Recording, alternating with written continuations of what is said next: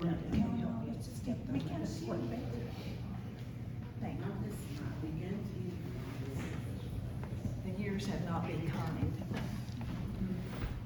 Getting old is not a pretty picture. But good morning.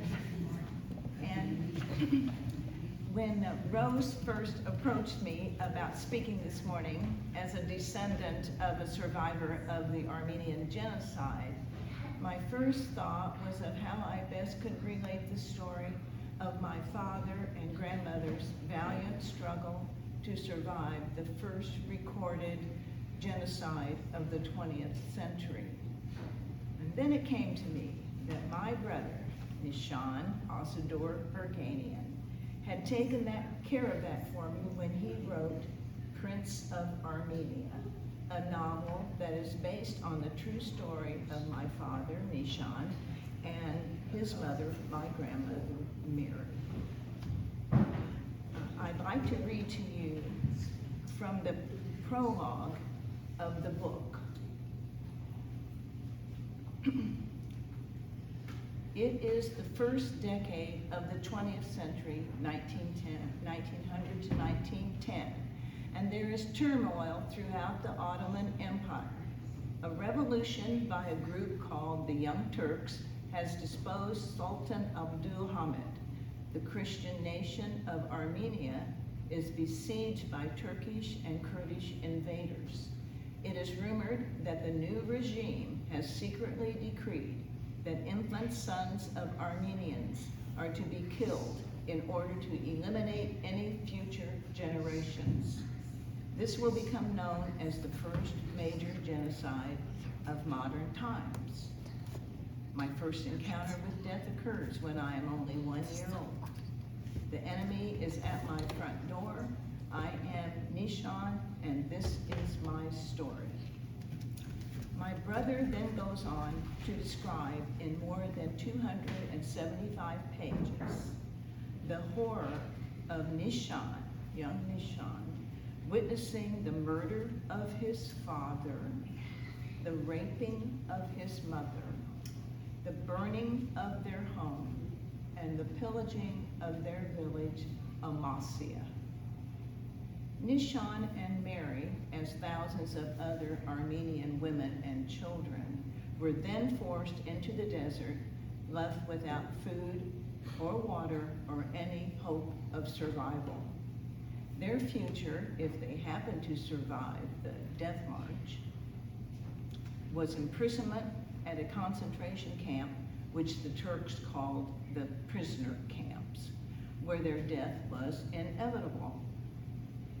After a few days, the forced march was halted when a vehicle bearing medical insignia stopped on the side of the road.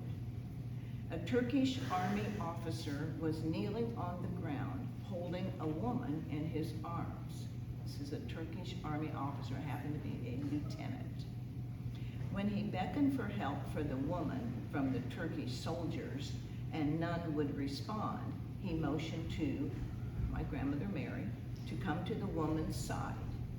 He then asked Mary to speak to the woman in Armenian as she was dying, and he thought it would comfort her. The soldier then explained that he was a doctor and that the dying woman had been his housekeeper until it was found out that she was Armenian and was forced to join the march. He then ordered the soldiers to dig a grave and bury the woman. However, they were hesitant to do that as they typically just left the dead along the side of the road.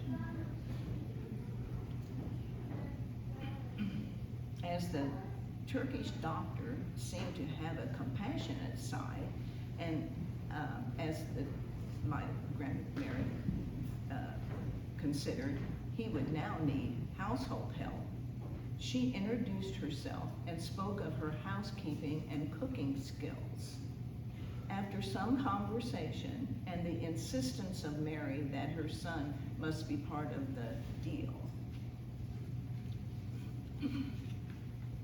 Nishan and Mary became part of the doctor's household in Constantinople. There is much more to their story, but because of time constraints, let me end by reading the epilogue from Prince of Armenia. Mary and Nishan arrived at the harbor in New York after surviving the genocide of the Armenian population by the Ottoman Empire. They entered the country at Ellis Island, where millions of immigrants from countries around the world began a new life. Mary became the wife of Asador Ergani. He adopted her son, and the boy that lived through the genocide became Nishan Erganian. Nishan married Vartanus Sarkeesian. She was the daughter of Arixi and Dakis Sarkeesian, two of the true-to-life characters in this novel.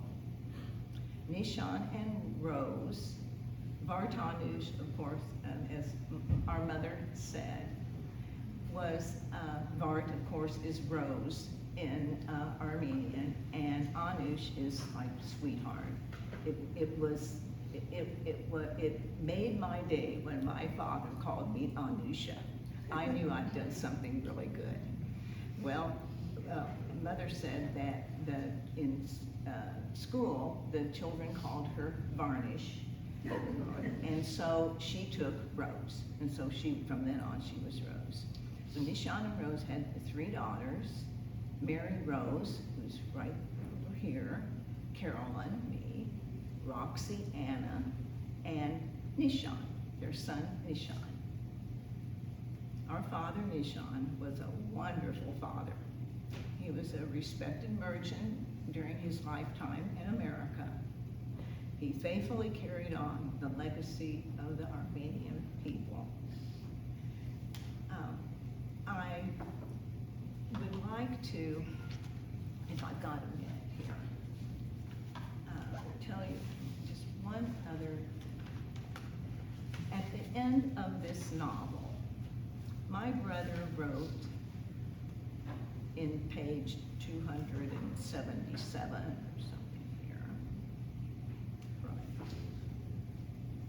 The end of he ends his book with them arriving, or getting on the ship in Constantinople, the Jewel Jamal. And he ends it with the beginning. Not the ending like a lot of novels are, because it was going to be the beginning of their new life.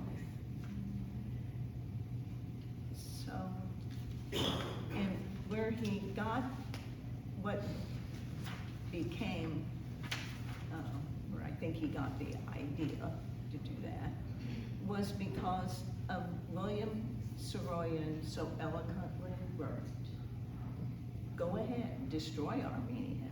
See if you can do it. Send them into the desert without bread or water. Burn their homes and churches.